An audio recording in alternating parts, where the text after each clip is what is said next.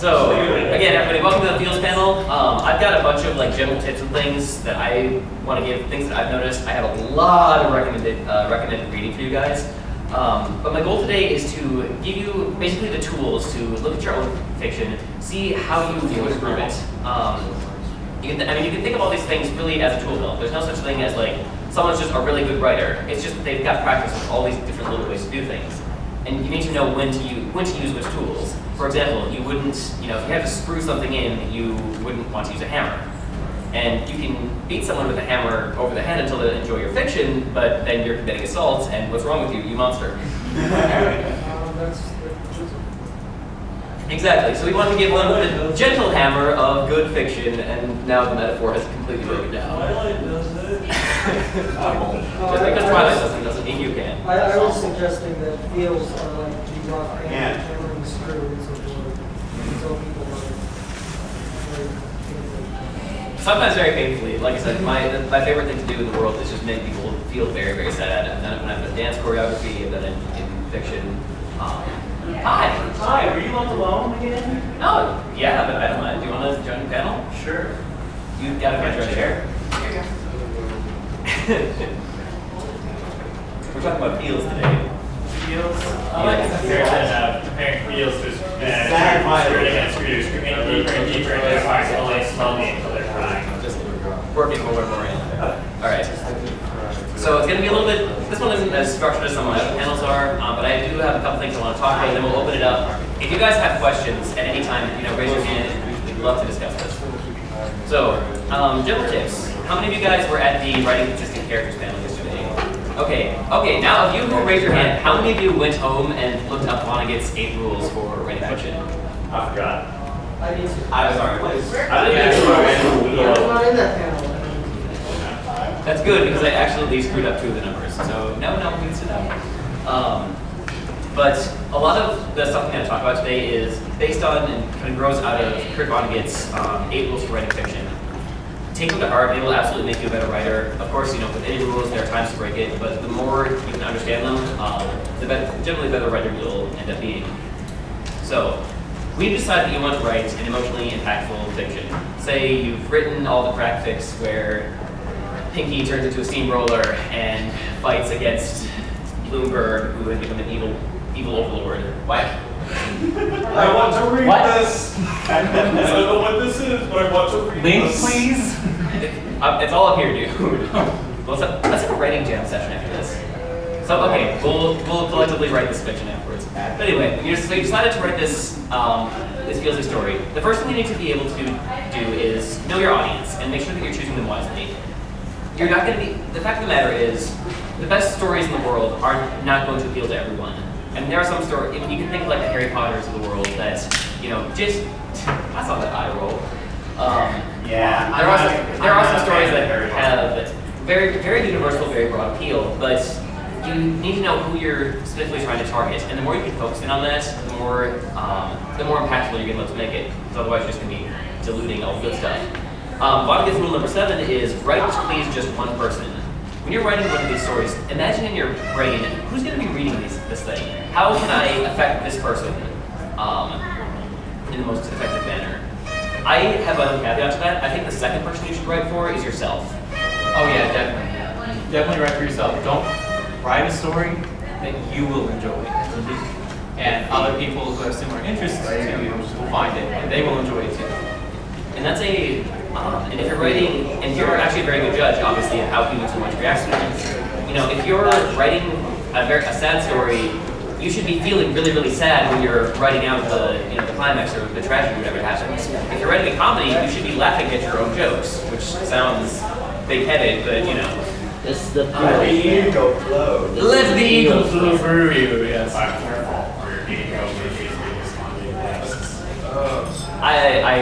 No. I would love to see someone try.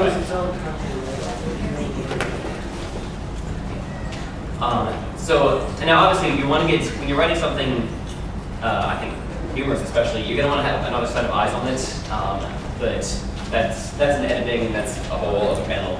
But make sure that you are emotionally in tune with whatever it is you're writing. Second big thing is make sure that you're focusing on the characters in these fictions. There are a lot of things that people read different fictions for, but what's going to make things resonate is having characters that people can identify with. Thought against rule number 2: have at least one character that the audience can root for, someone that they can, they can put themselves in that character's horseshoes, I suppose. And if you can get them to that point, you're already halfway there. Like their mind is yours. We have a big advantage in the fan fiction world because we're using established characters.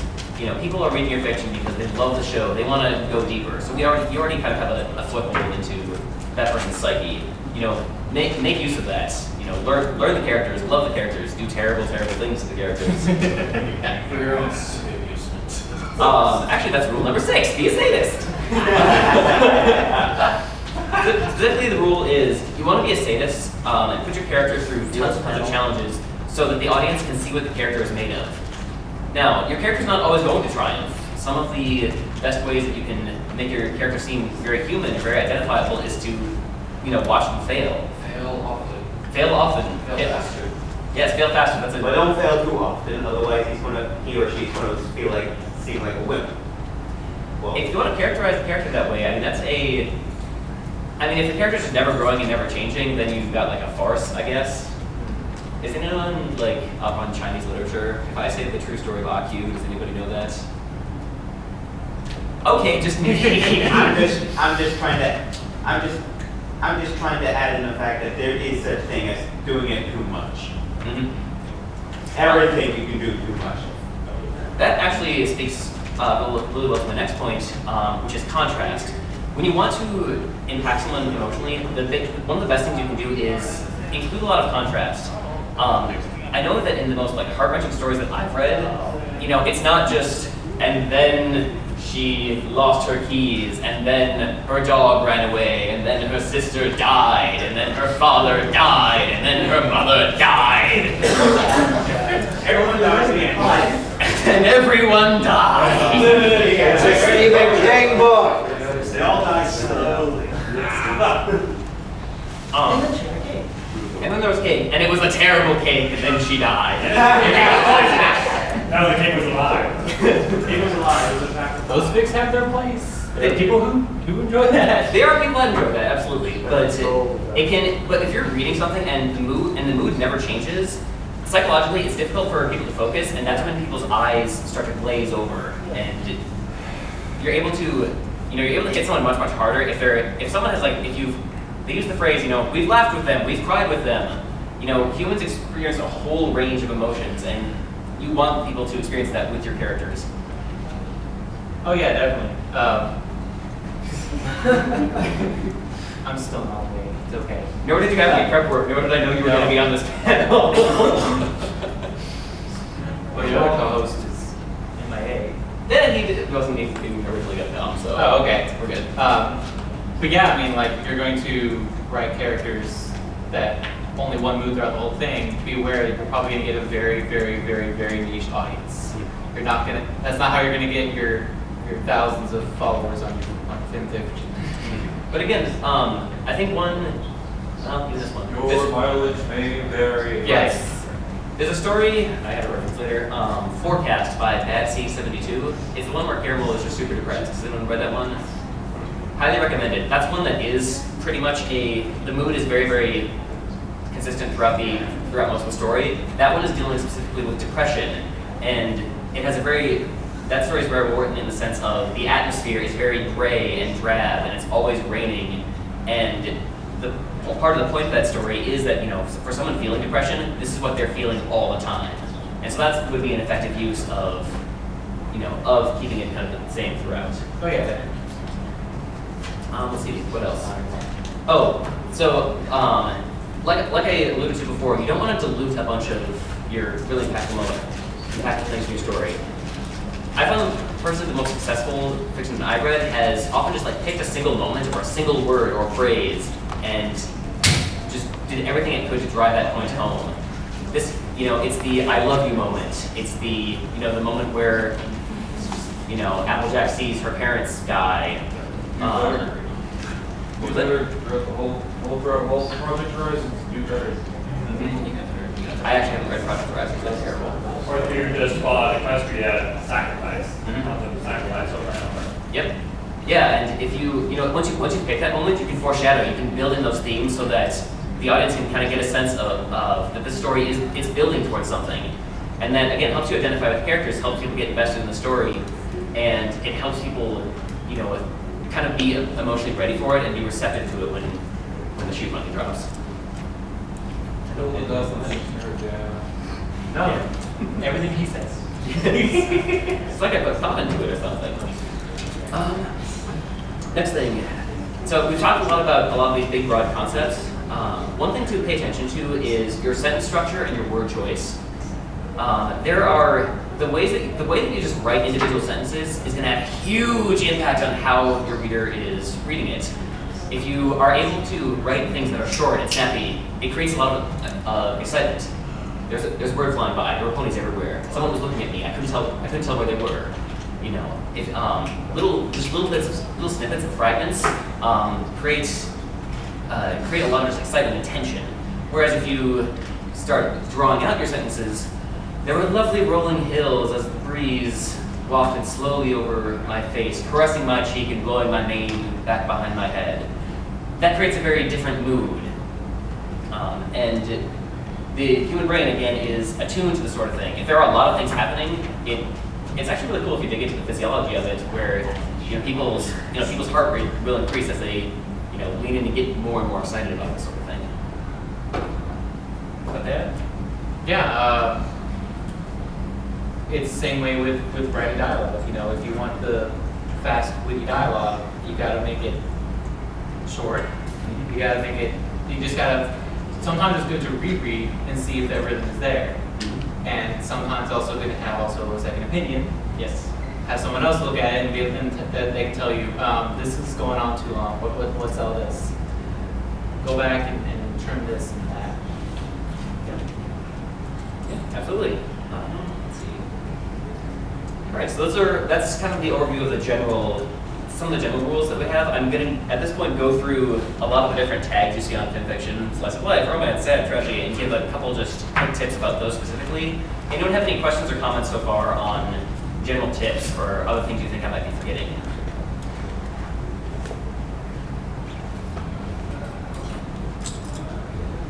Panels of discussions, people. I'm here to learn too. Discussions are magic. Discussions are friendship, and friendship is witchcraft. Witchcraft is magic. Witchcraft is magic, and now we've come full circle.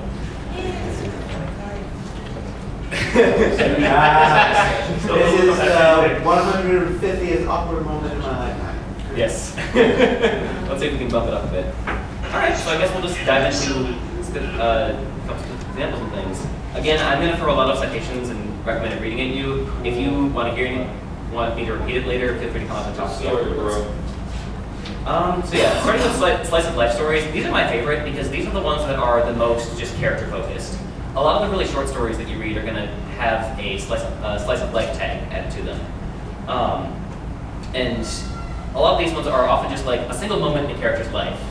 The goal of these stories is often just to help us learn a little bit more about the character or help connect with them on a deeper level.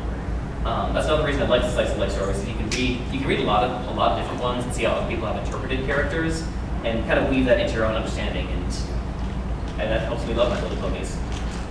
Yeah. Oh man, slice of life stories, man.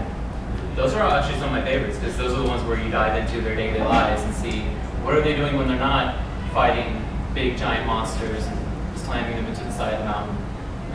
What do they do every day? What do they eat for dinner? And how do they eat? Like Twilight. Yeah. One of the And that can add more to their character. One of the strongest mistakes that most newbie writers make, I am one of those newbies, is that some newbie writers would think that to start off with an action-oriented story, and admittedly, I'm one of them. You're not alone. You're not alone. That is usually hyena. that is usually a bad idea to start off a writing career. I don't know if it's necessarily a bad idea. I think It's a good learning process. Yeah. Especially if you're writing for like a more action adventure show or like a big sci-fi action show or something. Like, yeah, that has its place, and it's a good learning process in that kind of fandom. And even in ponies, because ponies has its action stuff. My English teacher actually, in college, the first thing he had to read this semester was shitty first drafts, in which a writer explained that doesn't matter how good you are, not even just the first story or like the first draft of anything, it's gonna look like crap. And the only way you can be a good writer is to accept that the first draft is going to look like crap and you need it to make it better. Yeah, you can't be afraid of completely scrapping stuff and rewriting it if it just isn't working. Let me expand on that. Not just the first draft. Expect the first 100 to be crap. Yeah. Expect 20 years from now, going back and reading everything you've ever read and crying because you think you're a terrible writer because you hate yourself. Ouch. Second row. Well, going back to what he said, I don't think that it's necessarily a bad thing to start off writing action, because no matter what, anytime that you're writing, anytime that you're getting feedback from anybody, whether it be bad feedback or good feedback, you're always learning from those mistakes. Me personally, I don't write fan fiction. I write for RP, whether it be Pathfinder, World of Warcraft, forums, anything like that. I write RP, so I'm always interacting with other people, and I think, in my personal opinion, that has helped me a lot to write. So if a lot of people haven't, I would recommend that you do role play on, whether it be forums or if you have a game like an MMORPG. I would recommend that you go to an RP server, because it will help you out a lot with especially actions and how to how to respond to other people. I mean, that's just my personal opinion. Well, you're also touching on maybe the fact that you don't have. Well, it depends. I mean, you start off with if it's just if it's all action all the time. I read a fanfic like that. Let's not get into bashing people's learning process. Like I said, it's all about learning. But I do want to put another point that you're kind of touching on. The idea of writing as a community. There are a lot of bronies that do a lot of writing, and there are a ton of editing groups on Fics. One good RP website for bronies is broslift.com. If you guys have not ever gone to it, it's mainly a Minecraft site, but it does have RP at the forums for writers meet. I mean, I don't know. Me and him stayed there for almost 2 years. Nice. Up here. This is just a point of view, I suppose, but perhaps the worst way to start out is to not start at all. I like that attitude. Well, it's basically. Yeah, as long as you're writing something, and it can be tough. It can be really tough to keep putting words on the page or on the computer screen. Writer logic. Kind of the hardest thing for me to do in pretty much anything is to just get started. Yep. Going back to what you were saying, it's most people already have the in their head image of the character, background, what they want their story. You have your own points, but is there any other way that and this is something that's just crucial to that story? Sorry, was that a question or? It's not saying that there's any other way. Is there any other way that to write a story besides what everybody already knows? I mean, the beauty of it, I think, is that it can change. Like, stories can change faster through the process of writing it. You don't need to be, like you said, you got this image in your head of this way you want it to be. Sometimes it's going to go in a completely different direction, and that might be a more honest interpretation of the characters or what you're feeling, and that can be incredibly powerful too. There's a story called Sombra the Highly Unmotivated. Has anyone here read that one? Yeah. Seen it, never read it before. That one is one that starts out as just like this wacky comedy, and then it just takes a turn into Sadsville, and but it's a reflection of this question of what would actually happen if Sombra was not blown up and instead transported to the human world and just lived on some guy's couch. It's marvelous. It's by an author named Natural Born Derby. I highly recommend it. Okay, that suddenly sounds like a similar title I know of Celestia on Your Bed. But yeah, he actually writes a lot of summer stories. They're all very good. Come comment over here. Just to the point of looking for other ways to start writing. If you've got an image in your head and you're not sure where to start with the story, just start writing down descriptions of what you see in your head. Yeah. And if you see a scene or you see somewhere that you want something to happen, just start writing down a description of that. And you'd be surprised how quickly a story will form around the description you started writing. I hadn't thought of that before, but I'm totally stealing it. Thank you.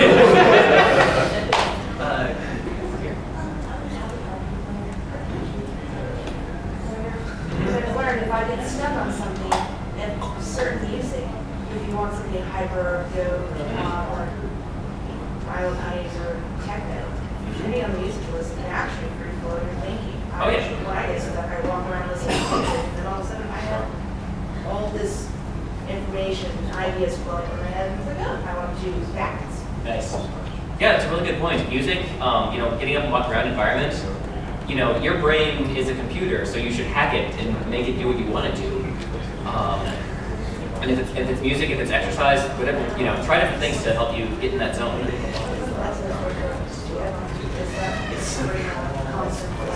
Yeah. Yeah, so let's bring it back in and talk a little bit. Want to make sure we get through everything. Another quick other recommended reading. There's a collaborative work called The Album by an author named Peregrine Caged, and it's a collection of like 60 really, really short slice of life stories. I'm writing a Mr. Cage, I was supposed to be writing a Mr. Cage story for the second one, and then I liked it too much, and so I'm making it my own story. The Family Recipe, coming soon on FinFiction. But I highly recommend you check out The Album. It's great little snapshots from people from a wide background. Yeah. All right, so moving away from slice of life, I want to talk about romance stories. Oh, yeah. Those are popular. Oh, what are you talking about? I think maybe there's one person here that likes writing shipping stories. That's crazy talk. Raise your hand if you've written a ship fic before. Woo! Yeah. I am. Do not be ashamed. Don't be ashamed. Everyone does it. I am no What if it was canon, technically? That's the shit. Because canon is Like I should I the cakes together. Mr. and Mrs. Cake are wonderful. Something that people don't realize is that pretty much every writer, the only difference between canon and non-canon is that the writers, I don't know where it was going. Every writer is writing fan fiction. Even if it's canon, it's their fan fiction of the story. Yeah. Yes. They're ready too. That's why I kind Stan of Lee shipped Peter Parker with Mary Jane Watson. It's just how it works. Yeah. I personally read every fanfic I read that has a tag of alternate universe because that's basically what it is. That's one way to go about it. I will say, so when you are writing a romantic story, there's one mistake that I see people make over and over and over again, and I hope none of you guys ever make this mistake again, is to make you get to read ahead. It's when an author makes the story about the ship instead of about the characters. No. You draw a character just so the ship works. Exactly, and it's Don't immediately dump their personality in the bin just to make it work, please. Yeah. Sometimes it's more interesting if you get characters that aren't supposed to work together and somehow make it work together. Yeah, because you can draw a lot of conflict out of two characters. I mean, you take any two people in the world and put them in a room long enough together, they will drive each other crazy. And sometimes it'll work on your romance in its favor. Exactly, yes. If you want, and again, this goes back to making the characters identifiable and having some contrast. And it's not as simple as we met, love at first sight, we fall in love, everything is wonderful forever. And the end, and that's This ain't Disney. yeah. And so when you're writing, another big tip is when you're writing one of these, especially starting a new relationship, take your time. It's okay for the characters not to immediately fall in love. It's okay for them not even to like each other that much. They can just strike up a conversation, and then a few chapters later, we can see them reacting to the relationship separately, and then seeing them react to it together and reacting to each other when they meet up again. And that can be very powerful because then we have a sense, okay, where is character A coming from? Where is character B coming from? How does that change? How does it show us more about the character when they're actually like faced with the reality of being in this new relationship. You want to talk about your Stargaze stuff? That was so long ago. I didn't write any ship fics back then, but I read a lot. And I can tell you, I've read some that I wish I'd never read. But then there's sometimes there are fandoms out there where you look at the tags and you see, oh, this person, you're like, what? That's crazy. Why would you? No, they would never work. What are you talking about? Then you read it and they write it so well that all of a sudden you're like, oh my god, I ship this now. Yeah, and literally headcanon. I referenced this story yesterday. So I guess what I'm saying is, if you're gonna write a weird ship, write it well. Yes. Absolutely. There's an author named Pascaway who wrote a story called Duet in the Folk Style. It is he ships Big Macintosh with Octavia. Which is something that I know, right? Like I had never seen it before, but like, but it doesn't. You don't think it does, but it's written super well, and the more he Actually, I can actually see that happening. it kind of like pushed, purely into like that out of my brain. Nonsense makes sense in the sense that it makes no sense. Thank you, Discord. Or did you? The fanfics that I've read that I thought that never really made sense until I actually read them were the Twilight Discord fanfics. You facepalm, but there's been some really good stuff in that field. Yeah. I call it field, it's an academic thing. I do think that this is quite good fiction. Give me some more. They're not very well executed, that's my problem. And again, it's a learning process. I know a lot of people are definitely trying to really putting in some effort. Sometimes the effort seems like in the wrong direction or just Basically. Right. Does anyone else have any specific comments on romance stories before we move on to sad? Yes. Never be afraid of canned OC ships. I know there's a bad rep, but I've honestly actually seen some that are actually pretty good. Yes. Yeah. No. Yeah, and that goes back to, figure out who you're writing this for, and make sure that you're writing it for yourself too. Like, you're not gonna. Canon OC ships, they get a bad rap, but there's good stuff, and some people are going to like that sort of thing. Yeah. Back. I have an example of one that I've read, and I'm not sure if this counts as a ship thing. The Keepers of Discord. I have not read that one. Oh, I remember that one. What is that one about? Well, Discord is trapped in stone, and this was created before Keep Calm and Flutter On, but after Discord's premiere, obviously.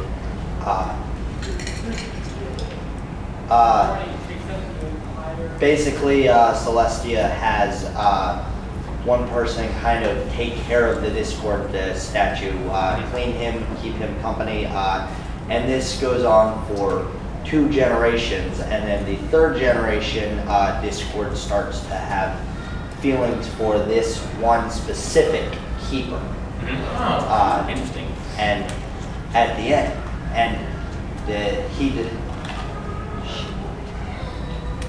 Dr. Wolf read it as a dramatic reading, and I can't remember who wrote it, but at first we don't know the feeling that Discord is having up until the very end where he has been released and very specifically asks Celestia what this feeling is and sends it directly to her using Discord powers. Spoilers! Thank you. I wanted to make a comment that it is important to have the character conflict with something that I don't necessarily think is neglected as much as I believe it is. Because don't be afraid to have the characters involved explore questions. Like a lot of times it's just, I can't get along with this person, I don't know why I like them, maybe we work together. Don't be afraid to have them ask questions like, why am I having feelings for Pegasus, or why am I having feelings for, have the character themselves question it, Yep. as opposed to external conflicts about it. Yeah, and you can integrate that with their everyday lives too, because it's not like, you know, oh, I'm having feelings for this person and everything else in my life disappears. Yeah, There's, you know, it's always other stuff going on. but I think internal conflicts should be Yep. very involved in people. Yeah, very good. Let's move on to sad and tragic fiction. Oh boy. Yes, we It have took you 5 years to find those fields, another 7 to bury them. Yes. I have advantage that around for So we already touched a little bit on this. I mentioned it with Somber, the highly unmotivated. Again, read it. Contrast is especially powerful when you want to make people very, very sad. I think a cat did this really well in Fall of Equestria too, where there are a lot of really humorous moments, but then there's also some really, really dark, really, really sad moments. And because we've seen these characters when they're happy, and we've bonded with them as readers, you know, when they have their really, really down moments, we can empathize with them a lot more because we want to see them get back up to that elevated state. We want them to be happy. I think the other thing to keep in mind with sad fics is, again, your sentence structure and your pacing is super, super important here. I made a little blurb that I'm going to read just as an example. Oh, yeah. How long have the lights been off? I glance at the clock. 3:13 a.m. It's taking even longer tonight. I look up, count the holes in the foam ceiling. Gives me a goal. Something to do. Maybe I'll make it a little further than last night before I lose count. No, oops. Look at the clock again. 3:14 a.m.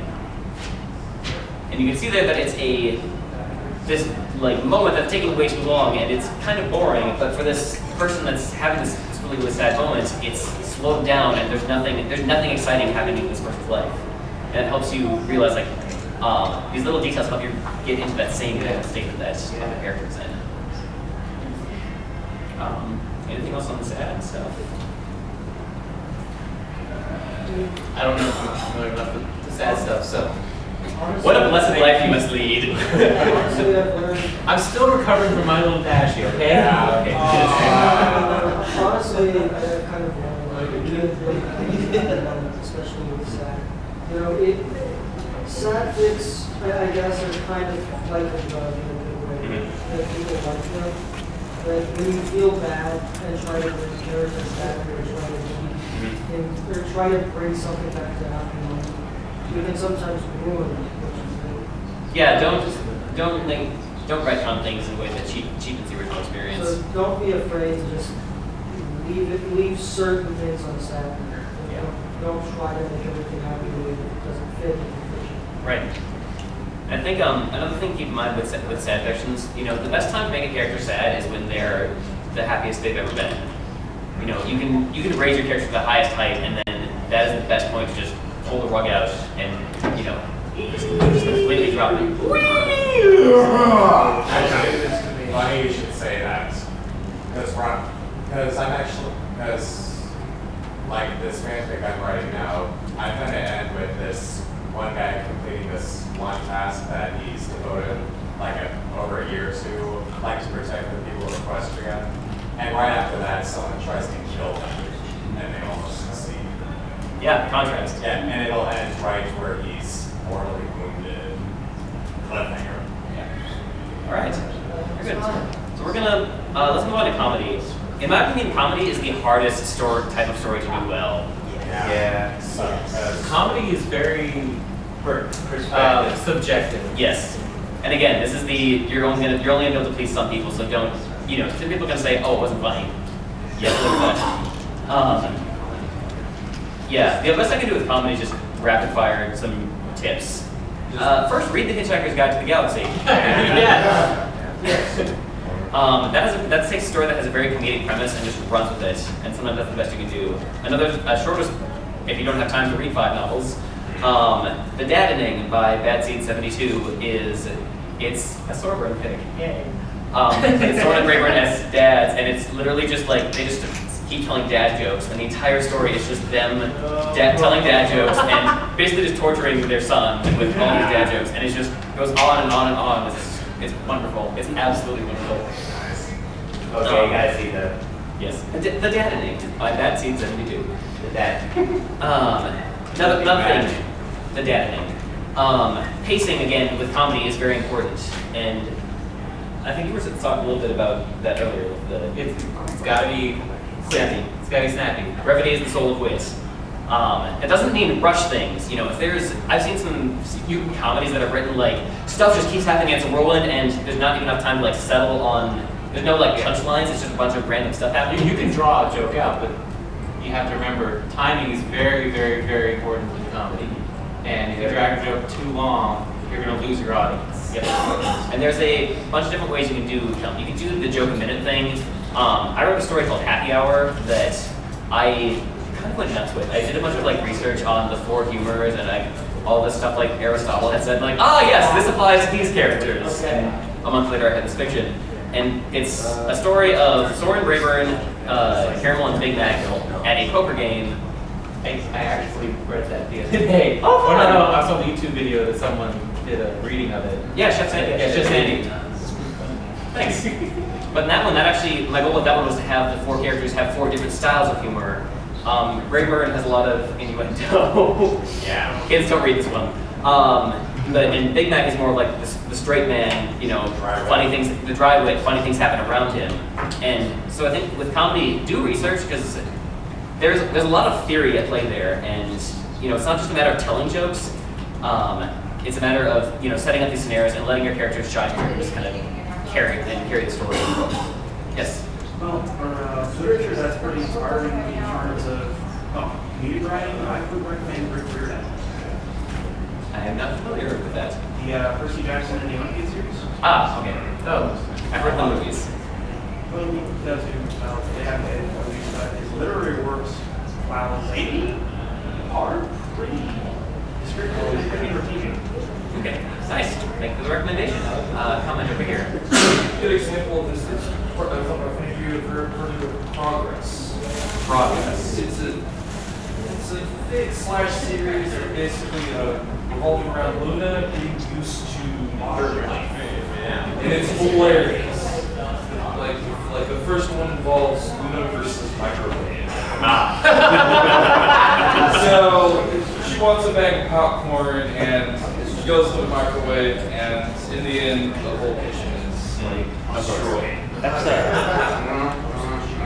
That's a very early 2011 fic, by the way, by Midnight from EPD. He's a pre-writer. Is it finished? Oh, okay. Huh? Is it finished yet, by the way? I think he finished it. Cool. Comment up here. You talk about dragging jokes on too long. I've noticed that in a lot of shows that we watch, there are some jokes that are just ongoing gags that it's great for like the first half of the first season and then it gets boring. But at the same time, if it were to go away, you feel like something was wrong. It's like sometimes you have to find a way to handle ongoing jokes that are a theme. Because once you can make something a theme, maybe you can just have your characters address it or have twists in that theme. I think a good example of how to address and make fun of your own themes is probably just face occurred. I'm not familiar with that, but sure. Like by the second episode, they're like, so this is the theme of the show, right? This is where we do this part. And the thing is, to keep it from stagnating, I think it's important to make sure that whatever the joke is not the entire character. It's still got other intricacies too. It's just that little running gag that's brought up every now and then. Yeah. Another good example of that is Doctor Who bigger on the inside. Doctor Who bigger on the inside. Yeah, the thing with recurring jokes is one, don't have them happening like every other paragraph, every other chapter. You gotta space them out and try to do new twists on the joke, because if you just do the joke again, some people like it, but then some people are like, oh, this again. So try to find some way to twist it on its head or make fun of the recurring joke. Yeah. And there's a term in like what lampshade on, right? Like what Durfee said in the Doctor Who assistant. It's smaller on the outside. Yeah, like that. Yes. Good example. I hate to cut people off. I do want to make sure we get through everything, then we'll open it up to big discussion. I've got three little sections left. So real quick, adventure stories. Adventure stories is not something that I have a ton of experience with, but adventure stories are one of the few kind of genres I found that characters can sometimes almost take a back seat. They're still very important, but in an adventure story, you want to make sure that you are exploring the world. Make the world super interesting. This is where world building is important. Yeah. So if you want to introduce some new species that you feel like you want to introduce, or you want to explore species that already exist that we don't know much about, and explore that more, world building, but don't forget that they're here because they're there also. A good example of this one is The Lunatics by Space Tommy. This is one where Princess Luna, it's shortly after she comes back, she takes a ragtag group of ponies and infiltrates the Changeling Hive to basically get revenge. We're going to wrap up with a couple more things and we'll open it up. Last subject I want to cover is dark fiction. This is another one that I have. Tag your dark fiction. I am reading a story. Be specific with your tags. Yes, be very specific with your tags. I'm very cross. Ponies can die at any time. Yes. Tag it dark. But the thing with dark fiction is it doesn't need to be the gloomy, like I said, where and then everybody died. A lot of the really effective dark fiction I've read has been very. You can make your dark fiction very unnerving by making it very, very real. There's a piece that's called The Whispering God by, I'm going to massacre the name, I'm sorry. Gabrielle Lavatier? I don't know how to pronounce this. No, don't make me try to pronounce that. Frenchish. It's called The Whispering God, and this is very much a mature fic, so if you're under 18, don't read it. Actually, it's 18. But it's a very good example of a story where it's a Mr. and Mrs. Cake, relationship problem story, and you get inside Mr. Cake's head, and it's just like him slowly going crazy. And the author did a really good job of making it super believable. There's no there's not an evil demon, spraying blood everywhere or anything. It's just a very character-focused piece, and it's haunting because you can almost trace the logic to what eventually happens at the end, and realizing that, in a weird way that makes sense is really disturbing. So yeah, that's all sense. It was a fun thing. Exactly. So those are all the different tags. A couple quick final points. Read. The best thing you can do to become a better writer is to do a lot of reading. Pay attention to the fictions that hit you especially hard. Look at what they've done in terms of sentence structure, in terms of contrast, in terms of all those other things I said. Picking a moment and just really driving it home. Read a lot of fiction, absorb it as much as you can. Again, go look at Kurt Vonnegut's rules. They will make you a better author. Please do. And again, pick that one special moment and center your entire fiction around it. And I think that's final thoughts. Just read lots of fictions and the ones you like. Just pay attention to how they structure it, how they approach different things, and you'll pick up on it. You'll remember. So a lot of times you'll pick up on how people structure things and how they word things and how they. That's really the best way to write. Write a lot, but also read a lot. And ask the authors for their advice on how they did it and what went in the process. We have a wonderful fandom here. I've been in a lot of fandoms. Brody fandom is just fantastic. I am sorry, I am late again, ladies and gentlemen. I just had a couple of concerns. I filled it. It's okay. It's all right. So yeah, I think that's about all we have. So we're just going to open it up to questions, comments, things you want to talk about. Yes. Well, I don't know if any of you have ever heard of the Tales of series, but they have an excellent example of really unique world building and character interactions. Question. Does the character building involve things that are not involved in the show, like Griffinstone or maybe even the Dragon Volcano? Yeah, basically, you'll be walking around and you'll be what is known as a skit, and the characters will bring up a question about something about the world or each other. Something that's going on happening at the moment. Right, they'll ask about, hey, how does this magic work anyways? Oh, well, you see, this. Here's the thing about the magic. I mean, let's be honest. Twilight Sparkle has no. Oh, make sure. This one's not working. No, it's working out. It's fine. Okay. Twilight Sparkle honestly does not even. I mean, she hasn't even explained how the magic works in Equestria. So basically, at this point, you're free reign to open what you want and open to what you think the magic works until there is actually a canon proof that kind of destroys your fanfic. I'm so sorry, Well, but that's just it. I mean, you have like something in the fic, and like you go, and these little skits, they go into. look, let's be honest here.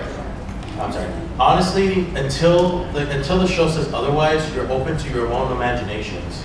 Yeah. That's the thing about fanfiction is you're open to your own imaginations until someone says otherwise. Unless you added the alternate universe tag.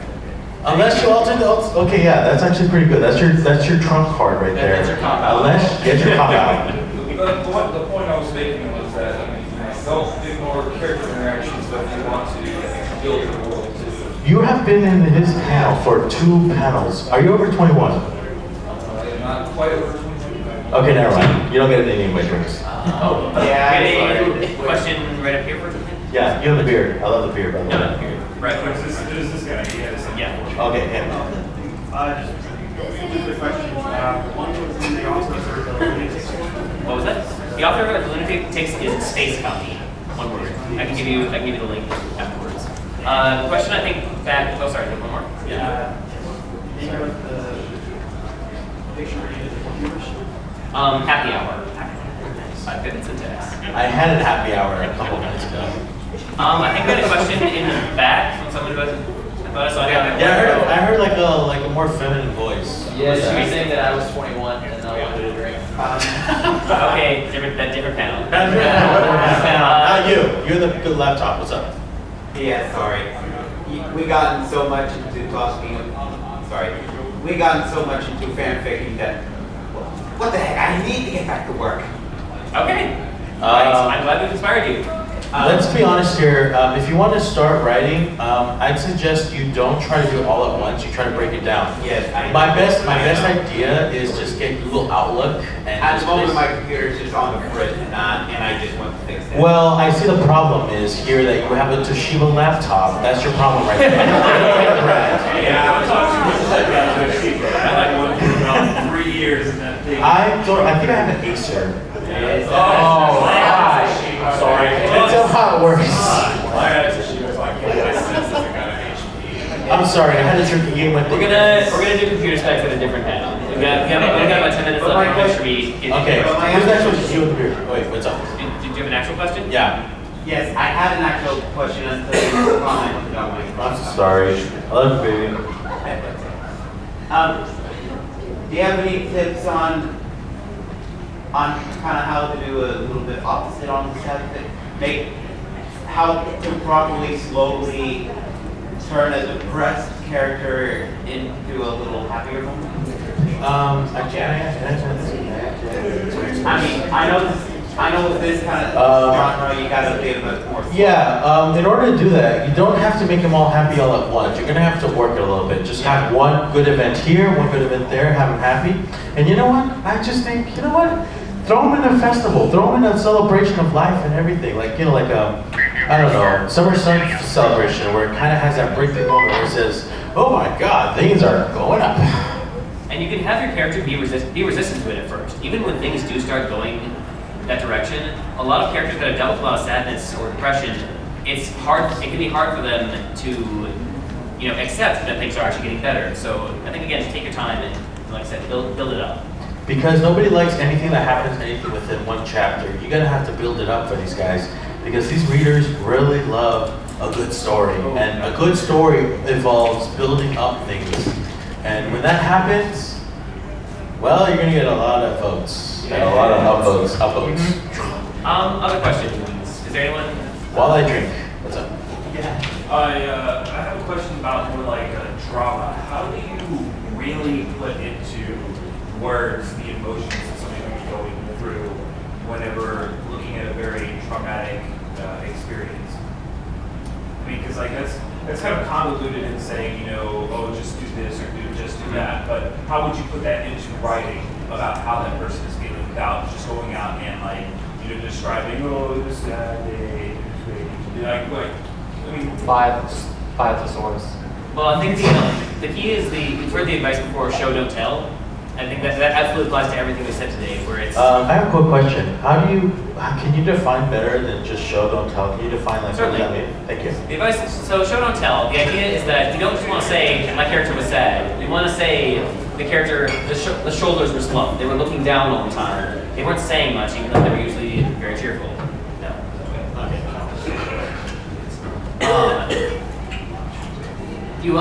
So showing things through their physicality. You know, posture is a huge thing. Their tone of voice you can describe as something. Yeah. The tone of voice can be gloomy, the tone of voice can be sad, or the tone of voice can be quiet. Monotone. Quiet. Just don't say sad. Just try to give it a little more oomph to the emotion. Like maybe said solemnly, or maybe said slumped, or just. They say that said is dead, and I'd say just just add a little more spice to it. It's like cooking a cake. Just add a little more spice to it. So yeah, I think physicality and kind of the way they speak are probably your two best bets. Does that help a little bit? Yeah, that's the only question. Or if I can say it in another way, just basically figure out a body language and work with it. Because when you talk to someone who's sad, you can tell their body language means that they're sad. So just work with that. I usually do that with characters, but more of like my question was like describing everything else. Like I don't know. Like are you talking about like events in their life? Yeah, well, no, it's kind of weird to say like I can make the characters look sad without you ever like you can glance at the characters that I'm writing about and say like oh shit, something's going on with that guy over there.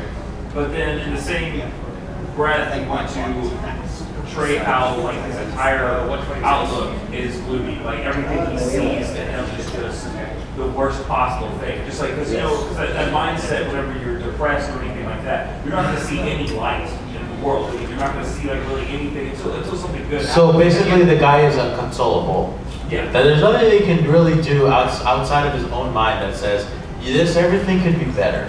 I think with that, I could just play this one song. Crawling in my skin. Have you tried working with first-person stories? Right. Let's go. No. I'd say give it. If you guys haven't written a first-person story before, I highly recommend it. It's really helpful. Even if you don't want to do it for your main story or main project, it's a great way just to write some little thing in first person. Have the characters narrate what's happening to them, and that's the case where they can say, I was feeling sad, if that's how they would talk about themselves. And that's a general good idea with anything where it's if you are not familiar or you don't write something that isn't something that's your forte, take a little tippy toe and kind of take a dip in it and see how it works, so you can at least better yourself as a writer. For example, I know there's a lot of people who don't do random stories per se. Like sort of like this troll fix, but I say just try everything because you never know what will appeal to you. I mean, let's be honest here. Yeah! Hey, I remember you from yesterday. I'm just gonna say that basically just try a little bit of everything until you figure out what you like and then work with it. And it's like we were talking about with contrast earlier, where if you have tried, you've written a sad story, you've written a happy story, you can kind of meld all those things together and make it better. And yeah, like I was saying earlier, read other fics that are doing the thing you want to try and see and pay attention to how they're writing it and how they do it and try to learn off that. You can learn a lot more that way. Yeah, that works a lot. I thought I saw a hand in the middle. I saw a hand, you with a brony hat. You had a question. I was mostly just making an observation that, we have really emotional stories where something like very tragic happens. You can't just have the character remain being depressed all throughout. You have to show the transition back from happy to sad back to somewhere. And you have to show how that event has still affected them, but they have to be capable of moving on or willing to repair the aftermath. If that's where you want your story to go, you see, write a sad story. You see, here's the thing about sad stories is that it involves real human emotion, and I think we all here has dealt with sadness and depression once in our lives. And I think you should take that, what you felt during that experience, and try to apply it to the story. Because let's be honest here, we've all been sad and depressed once in our lives. No, We've all overcome that, and we've all overcame it and became the person that we are today. Standing here watching 3 people talk about fan fiction in a panel and in the middle of Dallas, Texas. This is where your life has led you. This is where your life has led you. I want you all to give me a round of applause. We're getting to the note that we are out of time. So again, Vivid. I'm just saying that just use. He's still talking. I'm sorry. Let me quick. I'm sorry. It's the alcohol that's talking through the interviews I have with the show staff. But basically, just use your human emotion that you've used in life before and use that. If you haven't used that emotion, then don't do it because you probably don't know what the hell you're talking about. But if you felt sadness, if you felt happy, if you felt joy, you do that. But if you felt like something different and you don't know what it is, like sort of like if you've never been depressed before, then don't do it because you probably don't know what the hell you're talking about. You want to be respectful. You want to be respectful as well. Also, one last thing. Fan fiction is the world of your imagination. You're letting other people into your imagination, and you want to do the best you can with it. So, yeah, just remember that you're letting people into your mind, and be as respectful as a host as you can. Anything else? No. All right. Well, we're going to be available for questions for a few minutes. I will be. Thank you guys so much for coming, and enjoy the rest of the con. Thank you.